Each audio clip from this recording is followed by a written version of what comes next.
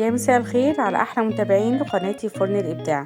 النهارده هعمل لكم الكبده الاسكندراني الجميله على اصولها. الطعم مميز جدا. قطعتها صغير زي ما انتم شايفينها عصافيري، وهنعملها بتتبيله مميزه. ما تنسوش تعملوا لايك وسبسكرايب، تابعوني في الخطوات اللي احنا هنعملها وتطلع النتيجه ممتازه. اول حاجه انا سيحت حته دهنه وعلى طول على نار عاليه نزلت عليها الكبده، وكان عندي كام واحده سجق نزلتهم، بس انت ممكن تعملي كبده بس. كمان حطيت عليهم الفلفل الاخضر اول ما غيرت لونها، وبعدين معلقه كبيره من الثوم.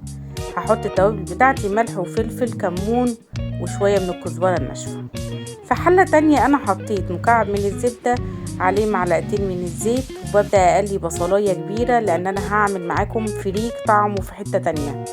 انا جبت الفريك وغسلته، وبعد ما نقيته ونقعته في شويه ميه حوالي نص ساعه كده، وبعد كده نزلت عليه في البصله. بعد ما قليته بفضل هقلي فيه شويه كده واقلب فيه لغايه لما يتشرب مع بعض كده ويتفلفل. وبعد كده هنزل عليه براسين من الطماطم اللي انا ضربتهم، بيديله تسكيره حلوه بيوديه في حته تانية. هنزل بالمرقه والملح والفلفل. ده بعد ما استوى. انا عامله النهارده وصفه بسرعه سريعه كده، مش هتاخد منك وقت. اليوم عديه في نص الاسبوع كده بيبقى جميل جدا.